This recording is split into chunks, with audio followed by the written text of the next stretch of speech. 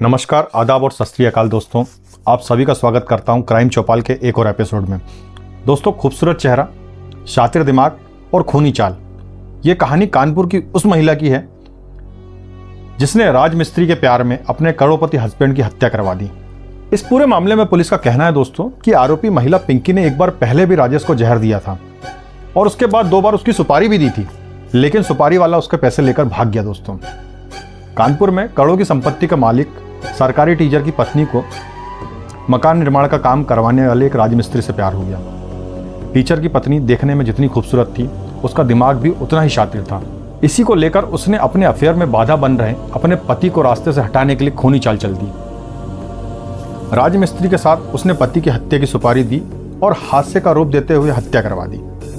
दोस्तों, पुलिस के अनुसार सरकारी टीचर राजेश गौतम की पत्नी पिंकी का अफेयर राजमिस्त्री का काम करने वाले शैलेंद्र सोनकर से चल रहा था। पिंकी शैलेंद्र सोनकर के साथ शादी करके उसके साथ रहना चाहती थी।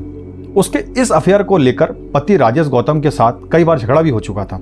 राजेश ने मिस्त्री शैलेंद्र के घर आने पर बैन लगा दिया था।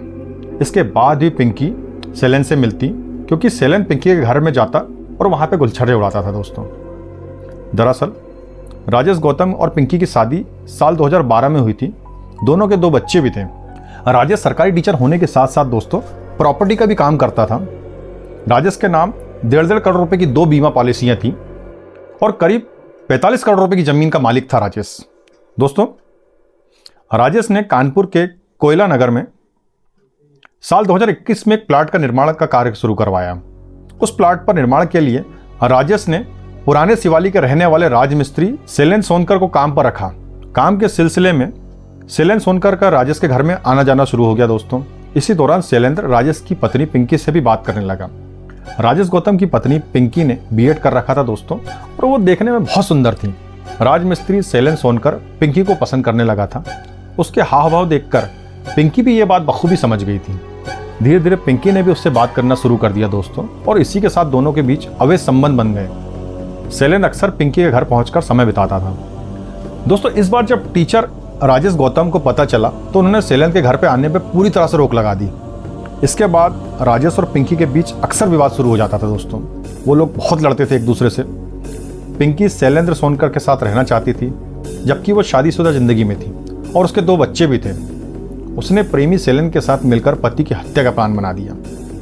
वह चाहती थी कि उसके पति राजेश के नाम 3 करोड़ की बीमा पॉलिसी भी उसे मिल जाए और 45 करोड़ रुपए की जायदाद की भी वो मालकिन बन जाए। दोस्तों, पिंकी ने शैलेंद्र के साथ मिलकर पति राजेश की हत्या के लिए 4 लाख रुपए की सुपारी दे दी।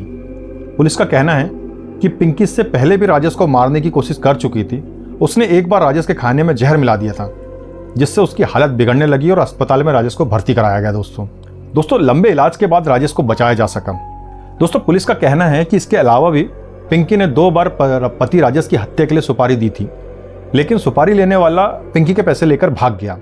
दोस्तों, बीती 4 नवंबर को जब टीचर राजेश गौतम कानपुर के स्वर्ण जयंती विहार में सुबह 5 बजे टहलने के लिए निकले तो राजेश की पत्नी पिंकी का प्रेमी शैलेंद्र सोनकर और विकास नाम का युवक कार से वहां पहुंचा और राजेश को कार से रौंद दिया, जिससे राजेश की मौके पर ही मौत हो गई।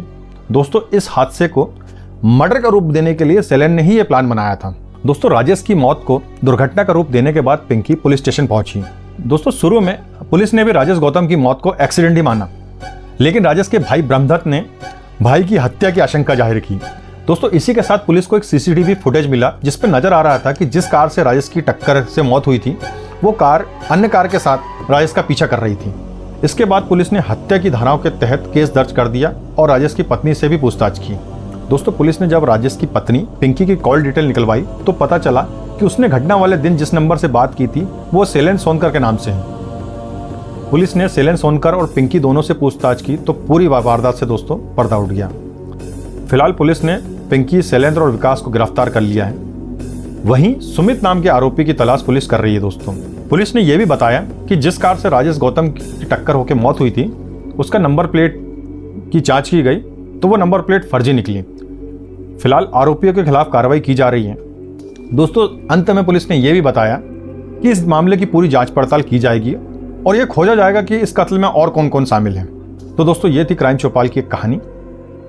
वीडियो अगर आपको पसंद आता है तो प्लीज़ इस वीडियो को लाइक करने के साथ ही साथ चैनल को सब्सक्राइब भी करें और अपने मिलने वाले लोगों के साथ इस चैनल को शेयर भी करें। दोस्तों, आपका दोस्त, आपका होस्ट आपसे इजाज़त चाहता है। अपना ध्यान रखें दोस्तों, कल मिलते हैं एक नए वीडियो के साथ।